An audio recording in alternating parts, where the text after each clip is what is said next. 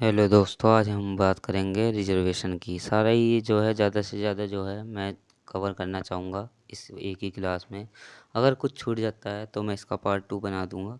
उसमें जो है आपको थोड़ी इन्फॉर्मेशन और मिल जाएगी रिजर्वेशन के बारे में। ठीक है, तो चलिए शुरू करते हैं।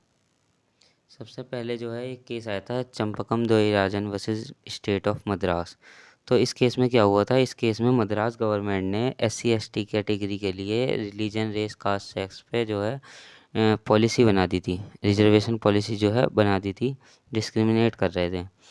तो कई सारे लोग पहुंच गए कोर्ट। कोर्ट में जाके कहा भैया ये तो जो है आर्टिकल 15 का वायलेशन हो गया, उसमें लिखा है रिलीजन रेस कास्ट पे जो है आप डिस्क्रिमिनेशन नहीं कर सकते।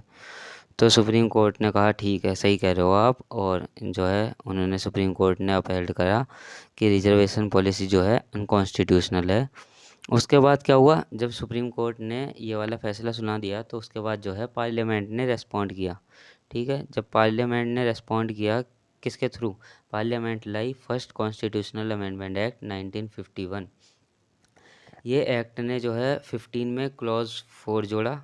जो आर्टिकल 15 है उसमें क्लॉज 4 जोड़ा और इसमें बोला do not bar the state from making any provision for the advancement of any socially and educationally backward class of citizen और फॉर द SC ST। ये जो सोशली और एजुकेशनली बैकवर्ड है, इन दोनों को जो है एक साथ ही पढ़ना रहता है। ये जो है एक भी किसी भी पर्टिकुलर सिंगल कम्युनिटी को, मतलब सोशली अगर बैकवर्ड है या एजुकेशनली बैकवर्ड है खाली, तो उसे जो है रिजर्वेशन नहीं देंगे हम। उसके बाद जो है आपका केस आता है Balaji versus state of Mysore. इस केस में बताया गया था कि आप रिजर्वेशन को प्रोवाइड कराने के लिए दो कंडीशन को जो है फुलफिलमेंट होनी चाहिए। एक तो सोशली और एजुकेशनली बैकवर्ड होना चाहिए वो, खाली सोशली बैकवर्ड नहीं होना चाहिए, खाली एजुकेशनली भी बैकवर्ड नहीं होना चाहिए, दोनों होना चाहिए, सोशली भी एज वेल एज एजुकेशनली भी जो है बैकवर्ड होना चाहिए। और उसके बाद इन्होंने दूसरी कंडीशन बताई थी कि नो एडुकेट रिप्रेजेंटेशन।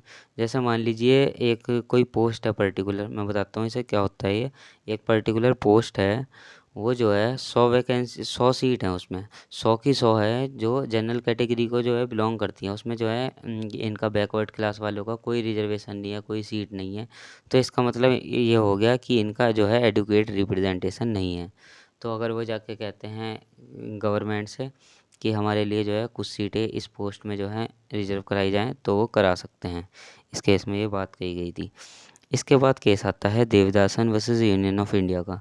इसने जो है कैरी फॉरवर्ड रूल बताया, और कैरी फॉरवर्ड रूल का मतलब मैं बता दूँ आपको कि जैसे कि 10 बंदे जो हैं, ठीक है, 10 बंदे जो हैं, एक पोस्ट है उसमें जो है 10 वैकेंसी है, 10 वैकेंसी में जो है 10 के 10 जो हैं जनरल वाले हैं।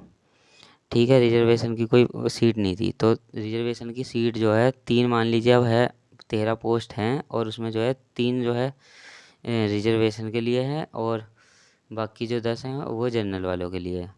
तो जो 3 हैं और जिन्होंने जो उनकी कट ऑफ थी, वो जो है 4 बंदों ने पार कर ली, तो चौथा बंदा तो रह ही जाएगा। सीट तो 3 ही फिल होगी।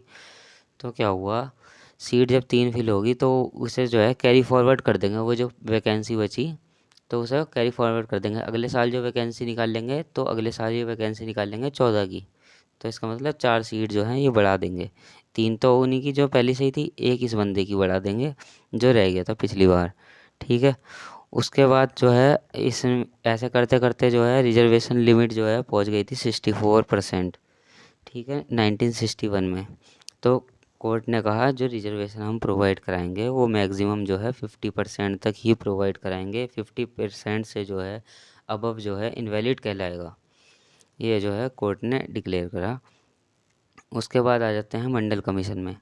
मंडल कमीशन या कोई भी कमीशन, जो भी कमीशन, कोई भी कमीशन जो बनती है वो बनती है आर्टिकल 340 से, याद रखना।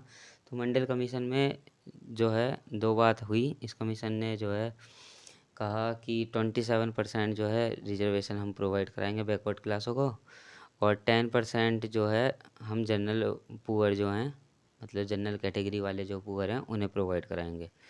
तो यही मंडल कमीशन जो है चैलेंज्ड हुआ Indira Sahni versus union of India के केस में। ये जो केस है ये बहुत इंपॉर्टेंट केस है, जो आपकी स्क्रीन पर दिख रहा है ना, ये Indira Sahni versus union of India. ये बहुत इंपॉर्टेंट केस है, ये हर एक जगह पूछा जा सकता है, इसी में से ही एमसीक्यू भी बन सकते हैं जुडिशरी में या एपीओ वगैरह में। तो इसे ये केस जो है इम्पोर्टेंट है, इसे आपको जो है ज़रूर पढ़ना चाहिए। तो इसमें मैं बताता हूँ क्या हुआ था। इसमें जो है पहली बात जो कही थी, इन्होंने जो है इकोनॉमिक क्राइटेरिया जो 10% जनरल को रिजर्वेशन देने की बात कही थी, ये तो मना कर दिया। ठीक है, इसको मना कर दिया कि 10% जो है हम जनरल कैटेगरी वाले पुअर को जो है रिजर्वेशन नहीं प्रोवाइड कराएंगे। उसके बाद क्या हुआ, उसके बाद ये सेकंड कंडीशन में इन्होंने कहा जो बैकवर्ड क्लास है 16 क्लॉज 4 में, वो 15 क्लॉज 4 से जो है सिमिलर नहीं है। ठीक है, उसके बाद जो है इन्होंने concept of creamy layer introduce करा। क्रीमी लेयर का मतलब मैं आपको बता दूं, क्रीमी लेयर वो बंदे हैं जो डिप्रेस्ड क्लास हो या फिर कोई बैकवर्ड क्लास हो, तो उन बैकवर्ड क्लास में उनका स्टैंडर्ड ऑफ लिविंग हाई हो और वेल सेटल्ड हो। अब वो एक बढ़िया पोजीशन पे हों, या फिर मतलब कि अब सोसाइटी में डिप्रेस्ड ना रहे हों वो, लेकिन कास्ट से वो बिलोंग करते हैं, चाहे SC ST से या फिर किसी भी बैकवर्ड क्लास से, तो उनको जो है रिजर्वेशन नहीं प्रोवाइड कराएगा। वो कहलाते हैं क्रीमी लेयर, जो हाई स्टैंडर्ड वाले रहते हैं SC ST कैटेगरी में। तो जो उस कैटेगरी से बिलोंग नहीं करते, SC ST कैटेगरी में क्रीमी लेयर से जो बंदे बिलोंग नहीं करते हैं, उन्हें ही जो है रिजर्वेशन दिया जाएगा। ठीक है, और इसमें ये कहा है रिजर्वेशन जो है 50% से जो है ज़्यादा इंक्रीज़ नहीं होना चाहिए। एक्स्ट्रा ऑर्डिनरी की सिचुएशन में जो है कर सकते हैं, बहुत ही एक्स्ट्रा ऑर्डिनरी सिचुएशन में। ठीक है, इन्होंने कैरी फॉरवर्ड रूल जो को जो है वैलिड बताया। उसके बाद जो इन्होंने कहा, इन्होंने प्रमोशन में रिजर्वेशन लाना चाहा, तो इन्होंने कहा है प्रमोशन में जो है रिजर्वेशन आपको नहीं मिलेगा। देखिए अपॉइंटमेंट में तो रिजर्वेशन मिल जाता है, लेकिन प्रमोशन में नहीं मिलेगा। प्रमोशन में 1995 में जो है गवर्नमेंट ने इंट्रोड्यूस करा आर्टिकल 4A, इनने जो है अलॉट कर दिया था प्रमोशन, रिजर्वेशन अलॉट कर दिया था प्रमोशन में भी। तो मैं बता देता हूँ आपको इसका असली मतलब क्या होता है। जैसे कि मान लीजिए कोई जनरल कैटेगरी का बंदा है, ठीक है, वो डिप्टी मैनेजर बना है, और एक है SC ST कैटेगरी का, वो भी जो है डिप्टी मैनेजर बना है किसी भी बैंक में। तो वो जब बंदा अगर उसका कोई प्रमोशन होगा, जो SC ST कैटेगरी का है उसका प्रमोशन हो जाता है 3 साल के अंदर अंदर, और दोनों का होना चाहिए था वैसे 5 साल में, लेकिन वो SC ST कैटेगरी से बिलोंग करता है, तो वो 3 साल में उसका जो है रिजर्वेशन हो जाता है। जब उसका 3 साल में ही रिजर्वेशन हो जाता है, तो फिर जो दूसरा बंदा है वो जब उसके मतलब जब उसके बराबर आ जाएगा, तो उसे जो है दोनों की पोस्ट सेम हो जाएगी। 5 साल बाद तो वो भी मैनेजर बन जाएगा, और 3 साल पहले ये बन गया, 5 साल तक ये भी मैनेजर रहा, तो दोनों मैनेजर मैनेजर, ये जो बात है ये प्रमोशन, ये पोजीशन पोजीशन जो है इक्वल हो जाएगी। तो ये जो पोजीशन पोजीशन जब इक्वल हो जाएगी, तो कोई डिस्पैरिटी आ जाती है, मतलब कि कुछ लड़ाई झगड़ा वगैरह हो जाता है कि मैं तुझसे पहले बना था, तो अब मुझे कैसे कर रहा है। तो कोर्ट ने जो है 85 अमेंडमेंट एक्ट लाया था 2001 में। तो पार्लियामेंट ने जो है इसे बताया कि कॉन्सिक्वेंशियल सीनियरिटी होनी चाहिए। अगर जो बंदा पहले ऊंची पोस्ट पर गया है और बाद में अगर उसके बराबर ले लेता है, तो वो जो है सीनियर ही कहलाएगा दूसरा बंदा उसके खिलाफ। ठीक है, उसके अगेंस्ट। ठीक है, और पहले तो यही था कि पोजीशन बराबर बराबर रहेगी, उसके बाद जो है सीनियर ऑलवेज सीनियर वाला कॉन्सेप्ट चल गया, इसे ही कहते हैं कॉन्सिक्वेंशियल सिक्योरिटी सीनियरिटी। ठीक है, उसके बाद जो है 81st अमेंडमेंट एडेड करा था 16(4)(b) को, जो मैंने अभी प्रीवियसली बता दिया था अभी पीछे। इनने बताया था कि 50% जो है लिमिट को तुम तोड़ सकते हो।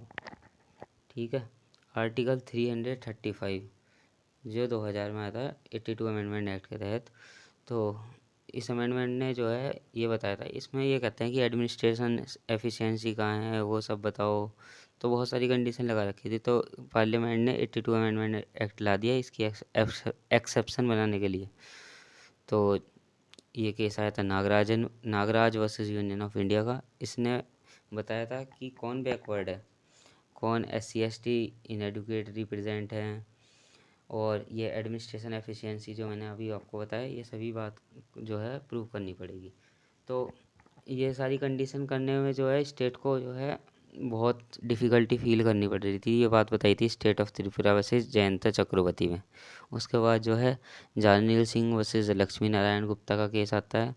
इसमें लिखा गया था, इसमें बताया गया था कि reservation can not granted to the creamy layer in SC ST।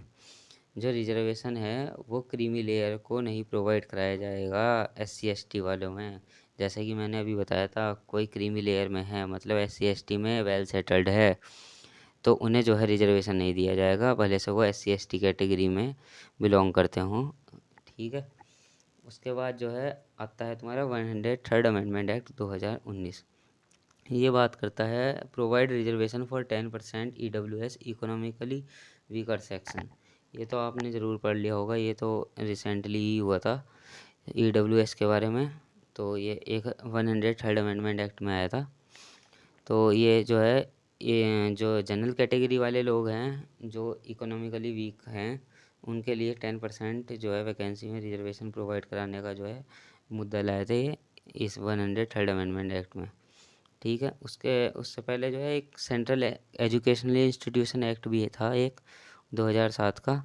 तो इसमें ये बताया था कि जो 27% सीट हैं सेंट्रली एजुकेशनली इंस्टीट्यूशन में, वो है रिज़र्व OBC के लिए। ठीक है। SC के लिए 15 है, ST के लिए 7.5 है, OBC की टोटल जो है 49.5 हो गई। तो 50% से तो एग्ज़िट हुई नहीं। तो ये जो है सेंट्रली एजुकेशन इंस्टीट्यूशन जैसे IIT हो गई, IIM हो गई, तो इन सब में जो है रिजर्वेशन OBC को 27% जो है मिलेगा। तो hopefully you like this video. तुम्हें आपको पसंद आई होगी ये जो भी बताया होगा। अगर पसंद आई हो तो लाइक शेयर सब्सक्राइब कर दें मेरा चैनल। और मेरा इंस्टाग्राम चैनल भी है, उसका लिंक मैं डिस्क्रिप्शन में डाल दूँगा, उसे जाके भी फॉलो कर लीजिए। अगर आप कमेंट करेंगे तो ये चीज़ मुझे मोटिवेट करती है और वीडियो बनाने के लिए आप मुझे लाइक और कमेंट कर सकते हैं मेरी वीडियो को। ऐसी और जानकारी के लिए सब्सक्राइब करें। Thank you.